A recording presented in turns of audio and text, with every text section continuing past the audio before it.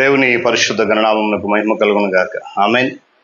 క్రీస్తునందు ప్రియులరా, దేవుడు తన మహాకృపను బట్టి మరొక నూతన ఉదయకాలంలో వేకునేటి రీతిగా ఆయన పాద సముఖములో ఉండి ఆయన నామాన్ని స్తుతించి ఆరాధించి గణపరచడానికి ప్రభువు చక్కటి విలువైన శ్రేష్టమైన అనుకూల సమయాన్ని మనకు అనుగ్రహించారు. అందును బట్టి ప్రభు ఉన్నతమైన పరిశుద్ధ నామమునకు ఘనత మహిమ సమస్తమైనటువంటి ప్రభావములు కలుగునుగాక. క్రీస్తునందు ప్రియులైన దైవజనులు, స్నేహితులు, విశ్వాసులు, సహోదరులు ఈ కార్యక్రమాన్ని వీక్షిస్తూ ఆత్మీయంగా బలపడుతున్న ఆత్మీయులందరికీ యేసుక్రీస్తు వారి ఉన్నతమైన నామంలో ఉదయకాలపు శుభములు మరియు నిండు వందనాలు తెలియజేస్తున్నాను. మీరంతా బాగున్నారు కదండి? చాలా సంతోషం. రండి, ఈ దినము కూడా మిమ్మల్ని ప్రేమతో నేను ఆహ్వానిస్తూ ఉన్నాను. అనుదిన అభివృద్ధి ఉదయకాలపు ధ్యానాలు అనేటువంటి ఈ ఆధ్యాత్మిక కార్యక్రమంలో నాతో పాటు పాలిబాక్సులు కండి, వాక్యాన్ని ధ్యానించి దేవుని యొక్క దీవెనలు పొందుకోండి.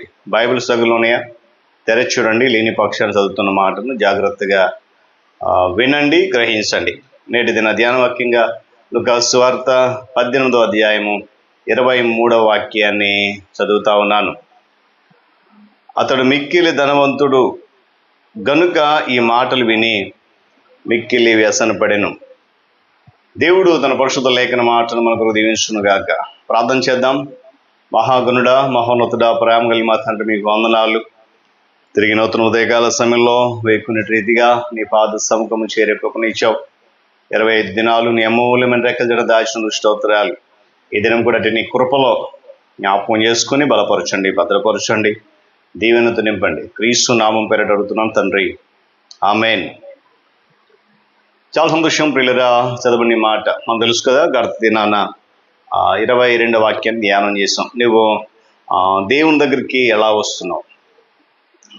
నిరుత్సాహంతో వస్తున్నావా, లేక ఆసక్తి కలిగి వస్తున్నావా అని ఇదే యవనస్తుడి కొరకు మనం మాట్లాడుకున్నాం.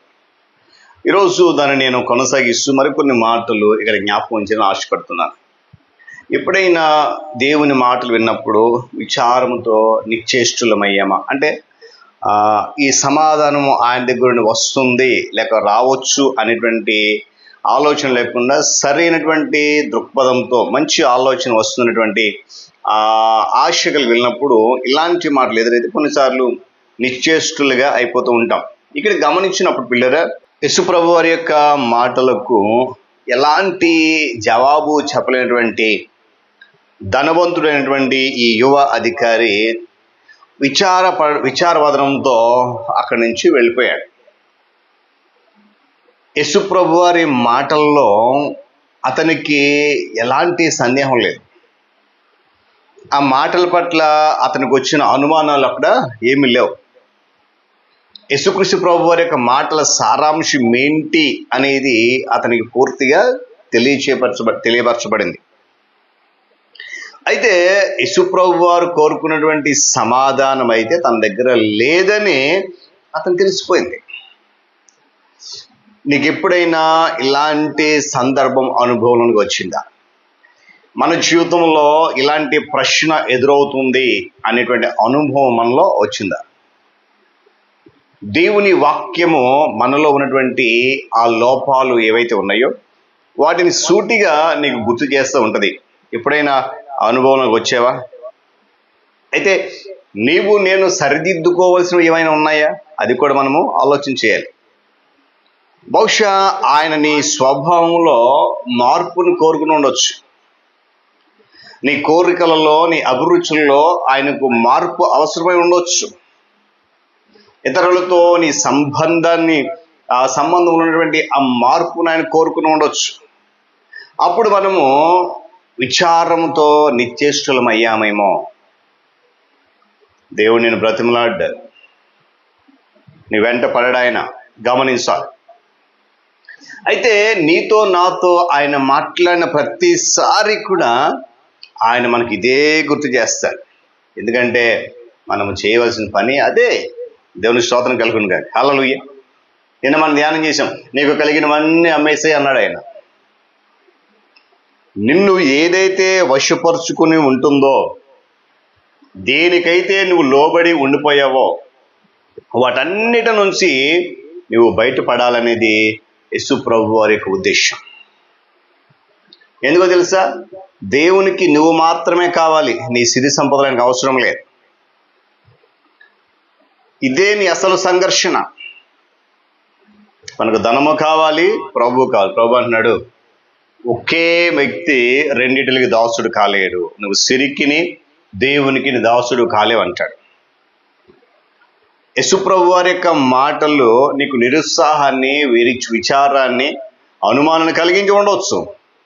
అయితే యేసుప్రభు వారి యొక్క మాటలకు సమ్మతించడం అనేది నీకు కష్టంగా ఉండొచ్చు, నిజమే. అయితే నీలో నాలో యేసుప్రభు వారి యొక్క మనస్సు ఉన్నప్పుడు మాత్రమే, క్రీస్తు స్వభావం మనలో నడుస్తున్నప్పుడు మాత్రమే ఆయన మాటలు మనల్ని ఎప్పుడు కూడా నిరుత్సాహపరచు. నమ్మాలి, విచారం కలిగి ఉండం. ఖచ్చితమైనటువంటి సూటి అయిన యేసుప్రభు వారి మాటలను ఎవరైనా నీకు మార్ధవంగా చెప్పగలరా? చెప్పేవారి విషయంలో అప్రమత్తంగా ఉంటాం. జాగ్రత్త ప్రియ దేవుని బిడ్డలారా, దేవుని సంఘమా. యేసుప్రభు వారి కొరకు నిరుపేదగా మారడానికి ఎవరమైనా సిద్ధపడతామా? మనం సిద్ధపడకపోయినట్లయితే యేసుప్రభు వారిని కొరకు నీ సిరి సంపదలు అనేవి దూరం చేసుకోవడం నీకు విచారణ కలిగజేస్తుంది. ఆయన దేవునితో ఉన్నత స్వభావాన్ని, సింహాసన స్వభావాన్ని కలిగి ఉండి కూడా దానితో ఉండాలని ఆశపడలేదు. సమస్త విడిచిపెట్టేసి రిక్తునిగా భూమి మీదకి వచ్చేసాడు నీకు నా కొరకు. మరి మనము దేవుని కొరకు నిరుపేదలకు మారడానికి సిద్ధంగా లేనప్పుడు మన సిరి సంపదలు దూరం చేసుకోవడం అంటే అవి విచారం కలిగించే అంశమే. గమనించాలి, నీ మీద నీకున్నటువంటి ప్రేమ నిన్ను యేసుప్రభు వారి కొరకు నిరుపేదగా మారనివ్వదు.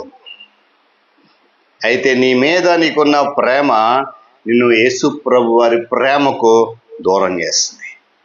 నీ మీద నీకున్న ప్రేమ నీ స్వనీతి మీద నీకున్నటువంటి ప్రేమ కావచ్చు. ఇది యేసుప్రభు వారి పట్ల నీలో ఉన్నటువంటి ప్రేమ కాదు. అలాంటప్పుడు ఆయన చెప్పేటువంటి జవాబు, ఆయన ఇచ్చేటువంటి సూచన ఏదైతే ఉందో ఆ సూచన మనలో నిశ్చేష్టతను కలుగు చేస్తాయి, విచారాన్ని కలుగు చేస్తాయి, దుఃఖాన్ని కలుగు చేస్తాయి, వ్యసనాన్ని కలుగు చేస్తాయి. ఇక్కడ ధనవంతుడైనటువంటి యువ అధికారి చేసిన పనిది. కనుక ఉదయకాల సింపుల్గా ఎప్పుడైనా ఇలాంటి సందర్భం ఎదురైతే, ఇలాంటి అనుభవం నీలోకి వస్తే నువ్వు వెంటనే సరి చేసుకోవాల్సిన విషయం ఏంటో తెలుసా? ఆయనను పూర్తిగా వెంబడించడానికి మాత్రమే ఇష్టపడాలి. మన హృదయము సమస్తమైన సిద్ధపాటు. యేసుప్రభు వారు మన కొరకు నిరుపేదగా మారాడు కదండి. మనము కూడా ఆయన కొరకు పేదవారికి మారడానికి సిద్ధపడినప్పుడు తప్పనిసరిగా మన సిరి సంపదల మీద మనకు ఇలాంటి ప్రేమను పెంచుకోలేమనే విషయాన్ని ఈ వాక్యం ద్వారా మనం జ్ఞాపకం చేసుకోవాలి. దేవుడి మాటలు మన కొరకు దీవించును గాక. ప్రార్థన చేద్దాం. ప్రేమ నమ్మకం కలిగిన తండ్రి, మీకు వందనాలు. తిరిగి నూతన ఉదయకాల సమయంలో విలువైన శ్రేష్టమైన మాటలు విన్నాము. విన్న మాటలు పరమార్థము, లోతైన సత్యము గ్రహించడానికి తగిన జ్ఞానము, జ్ఞాపకశక్తి దయచేయండి. ఈ కార్యక్రమాన్ని మీరు అంచెలంచెలుగా దీవిస్తున్నందుకు వందనాలు. ఈ దినం కూడా నీ కృపతో ఈ మాటలు వింటున్న బిడ్డలందరిలో ఫలభర్తికి మార్చండి. ఘనత మహిమ మీరు పొందండి. యేసుక్రీస్తు ప్రభు వారి శ్రేష్టమైన ఉన్నతమైన నామములో అడుగుతున్నాను మా తండ్రి, ఆమేన్. త్రియేక దేవుని దీవెన, ఆయన సన్నిధి కాపుదల సదాకాలము మనందరికీ తోడుగా ఉండి నడిపించును గాక. ఆమేన్.